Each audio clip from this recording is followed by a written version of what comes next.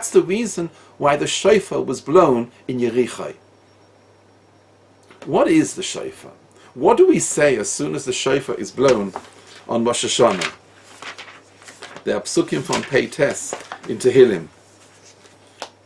What is the meaning behind these words here, which we say after we take the shofar? We say the following psukim: Ashrei ha'om yoidei serua Hashem ba'oyer panecha yahalechon. Happy are the people who know the sound of the shofar, the teruah. Hashem ba'oyer panecha yahalechon. They walk in your light. B'shimcha yegilon kol hayom. In your name they rejoice at all times. U'b'tzidkoscha, and in your righteousness, Yaruma, they will be uplifted. Ki siferes uzomoy oto. For in your splendor is their strength. In your will, you will lift them up in their pride. What does this mean? The shofar directs your thoughts to Shamayim.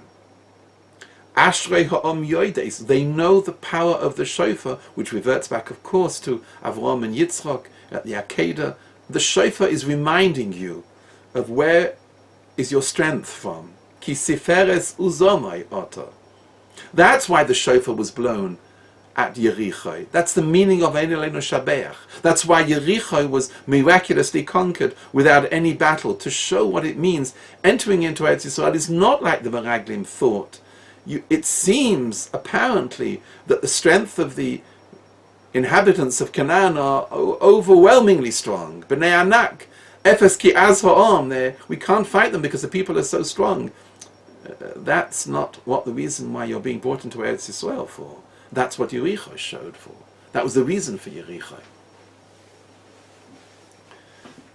Perhaps, though, the most poetic of all sources of where we learn this point is in Shir HaShirim. And perhaps in our times, these words are very, very relevant as we come closer to the times of the Mashiach.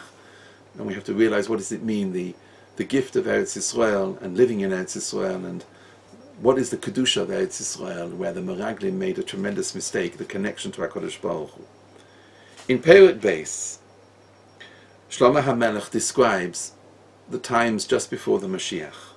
Ona Doidi, Perek Beis, Pasuk Yud, calls out HaKadosh Baruch Hu, my beloved, V'omalei kumi loch, lift yourself up, get up, meaning ready for the time of the Geula.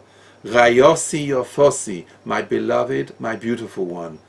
Says the Vilna Gaon, Rayosi refers to the Reim Ahuvim, the great ancestry of the Oves HaKadoshim. Yofosi, you're beautiful in your own merit. Ulechiloch. Ki hinei hasestov ova, for the cold of the winter has passed. Hageshem cholaf holach loi, the rain has passed. Says the Vilna Gaon, those two references to winter are referring to the pain and the hardship of Golus.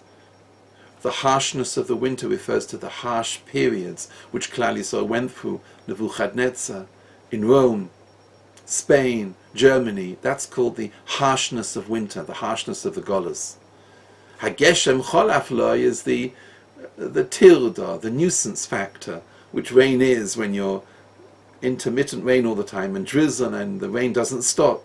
That's compared to like living amongst goyim, living amongst in exile, not the harshness of the cold of the winter, but the annoyance of the customs and the being tied down by the secular society. That's what the rain is compared to, the standards which they have.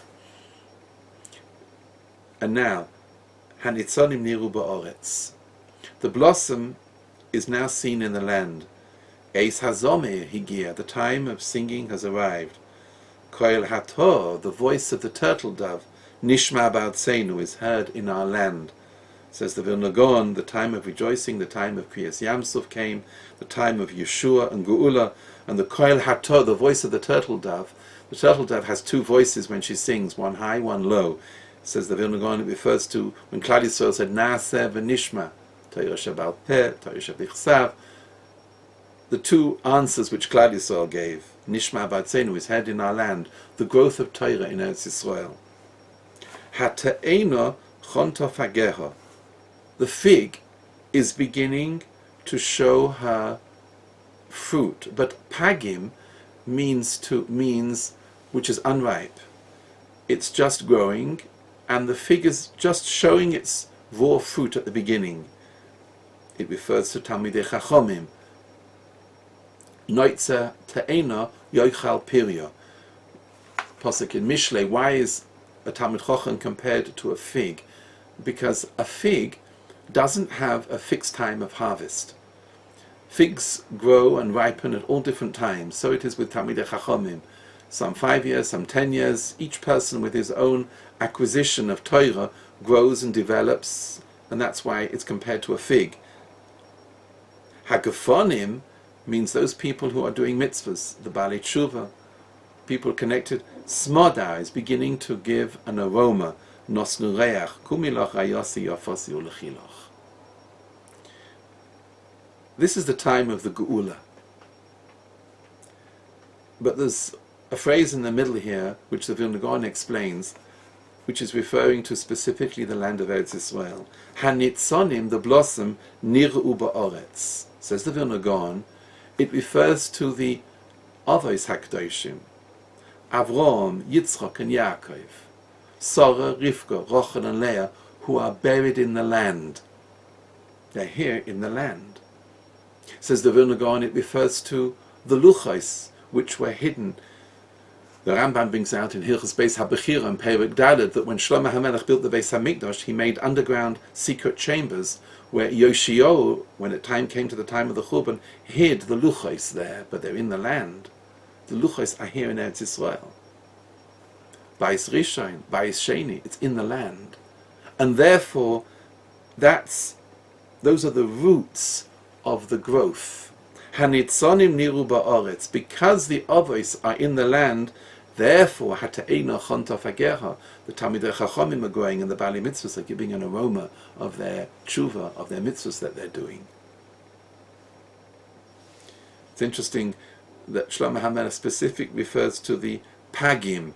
Pagim is the not fully ripened. And smodar is not yet the grapes on the vine. It's the blossom before the grapes.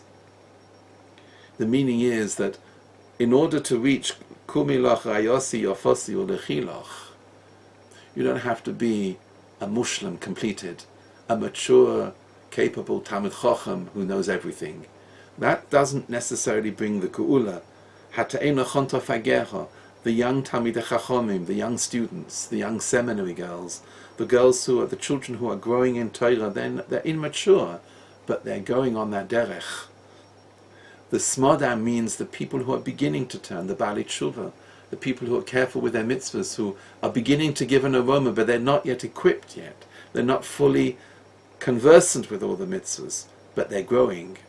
That's the meaning behind the Geula. But where are the roots from? It's because of the land.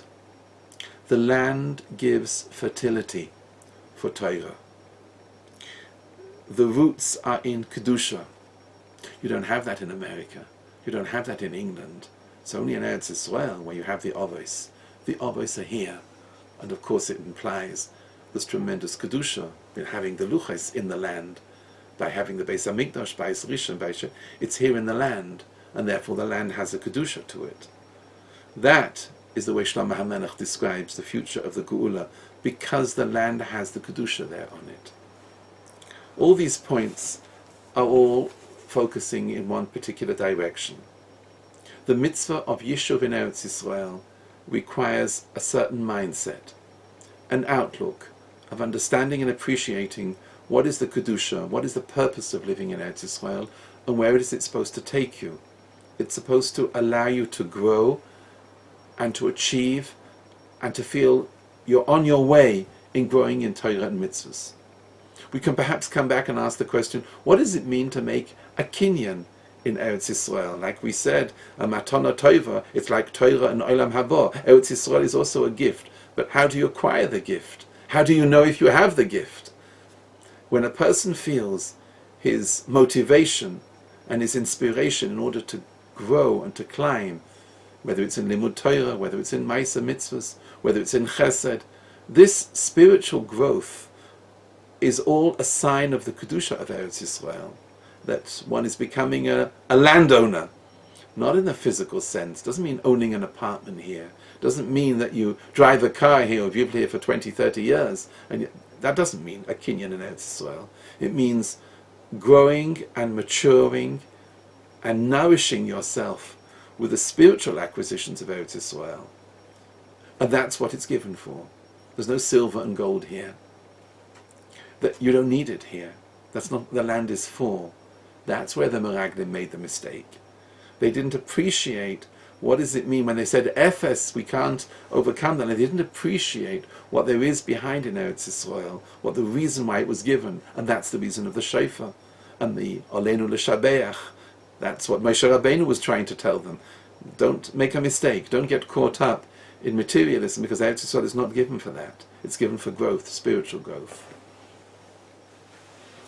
Maybe I can just conclude with an episode that happened to my wife and I several years ago.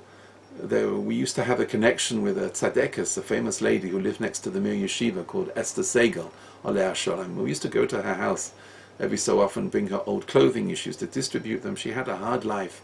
She became a widow as a young woman with 9 children, and she brought them up single-handedly, and she was quite a remarkable woman. I remember once we were standing by her door and talking with her, and we were discussing the difficulties of bringing up children and marrying them off and finding the funds and all the problems which people go through living in Eretz Yisrael. And I remember at every question and point that we raised, she turned around with a big smile on her face and says, "Ma, it's a leichter Zach. It's quite easy, it's not so difficult." Well, I never heard anybody say bringing up children was easy, and she particularly had a hard time because she was a widow for many, many years. And then when we came to marrying off the children, she said, I have a rich father. I remember looking at my wife afterwards and saying, well, lucky you, lady, if you have a rich father who helps you. And then we turned back and looked in her eyes, and you could see a magnificent twinkle, which she was referring to. I have the same Eichatata, the same rich father. This gevura, this strength in her spiritual connection. Here was a lady who didn't need the Gesher Meitarim, the bridge, the entrance to Yerushalayim. She didn't need to look at that in order to appreciate what she was doing living in Yerushalayim. Her strength, her optimism, her growth with HaKadosh Baruch Hu, her connection with HaKadosh Baruch Hu. That's what Eretz Yisroel is given for. There's Kedusha in the land, and that's when the land was given, and that's the purpose behind the mitzvah of Yishuv in Eretz Yisroel.